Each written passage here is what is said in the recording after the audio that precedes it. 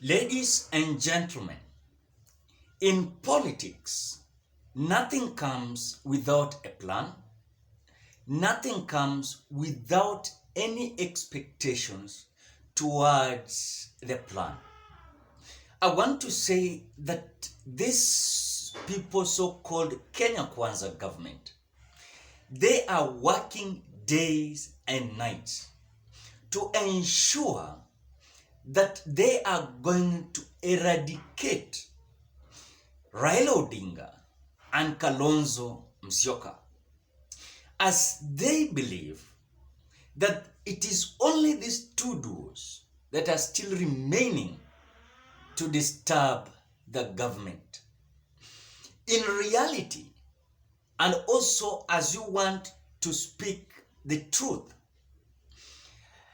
Ishungwa has come with another scheme to ensure that they're going to slaughter the political career of Raila Odinga and Kalonzo Musyoka.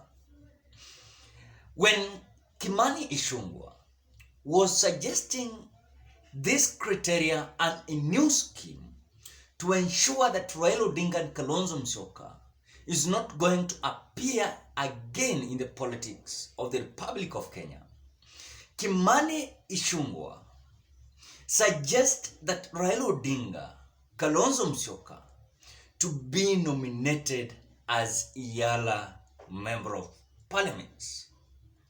A National Assembly Majority Leader, and that is Kimani Ichung'wah, when he speaks about Raila Odinga being suggested that to be nominated in EALA Assembly, that this will make Raila to be more respected, to make Kalonzo to be more respected. I want to say this is just a scheme to ensure that Raila Odinga will no longer play in active politics, and also Kalonzo Musyoka will not play in active politics. And the suggestion of Kimani Ichung'wah during the debate on the procedure of electing EALA MPs, Ichung'wah called on former Prime Minister Raila Odinga together with Wiper Kalonzo Musyoka leader to consider servicing the regional assembly. And this is what he's saying. I've summarized his speech in sentenced form. And this is what Kimani Ichung'wah is saying. I would want to encourage especially the ODM and Wiper to consider nominating Kalonzo Musyoka to EALA. Raila Odinga should also consider being nominated to EALA. And this is what Ichung'wah said as reported by NTV. Ladies and gentlemen, I want to say it very categorical. When you look at the schemes that this member of parliament that has allied to Kenya Kwanza government, they are working day and night to ensure that there's no political activities that is going to be, to be revamped by Kalonzo Musyoka and Raila Odinga. In fact, when they were coming in as new administration, they promised that they were comfortable with the criticism that was going to come from Raila Odinga and Kalonzo Musyoka and Martha Karua as opposition.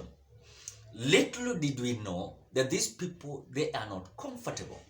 In fact, the other day, when Raila Odinga was having his rally in Mathare constituency and Ruaraka constituency, the UDA's close allies member of parliament, they came out disbusting Raila Odinga for starting a campaign. Then Kenyans came out to defend Raila Odinga, asking these so-called close allies to William Ruto that if you are disbusting Raila Odinga for that rally, William Ruto himself after having a meeting in Nairobi, he came out also, he had a rally in Nairobi.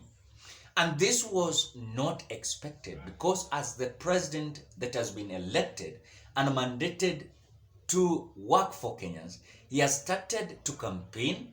On the other side, the opposition leader, through the criticism and ensuring that they're putting the government on check, then they're feeling like the opposition has started campaigning. I want to say that when you look at the scenarios and the plans and the way they script everything, they want that result afterwards is going to affect Raila Odinga's political career, Kalonzo's political career, because these duos, it seems like they are threat to Kenya Kwanza government. You like it or you don't like it. I know some people will not accept. They will just praise William Ruto, that William Ruto is a duo. Remember that if Raila Odinga and Kalonzo Musyoka, they will start to revamp their political career even before this Kenya Kwanza start their work, because Kenyans are eagerly waiting if in any case this government is going to deliver what they promised within 100 days. And if they're not going to fulfill the promise within 100 days that they promised, then it means that there are certain repercussions that might come out. I know some people will ask me, which kind of repercussions? Repercussions is the opposition side is going to start their little meetings across the Republic of Kenya. And this will not be a pleasing thing towards the government of William Ruto. Because you do understand and you can compare and see what happened in 2017-2013 when Raila Odinga and Kalonzo Musyoka take active part in the opposition. And you could see every wrangles up and down, day in, day out. So it is not something that is a visitor, or it is not something that is strange that people do not understand. And that is why they are being told that you must create a scenario that we are going to send these people out of the politics of the Republic of Kenya. And that is why William Ruto, while promising that he was going to ensure that Raila Odinga was no longer going to be in active politics, he has failed. He promised that he was going to ensure that Uhuru Kenyatta, after retiring, will not come again in the active politics. He has failed because, rather, Uhuru Kenyatta spotted walking around Narok Hotel after lunch. According to the majority leader, Ishungwa, the ODM leader has engaging in what termed irrelevant public forums that are way below his standard as a former prime minister.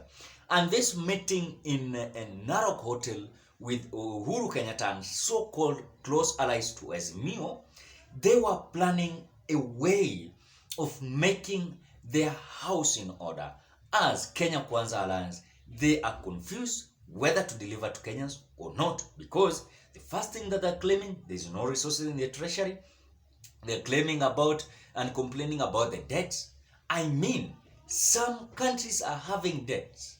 They are having debts, but they're continuing with the criteria on ensuring that they're revamping the economy. But in the current government, even they are just celebrating. They just accompanied with a lot of celebration, and still today they're just celebrating that they have the government. So if you have the government, then work for Kenyans.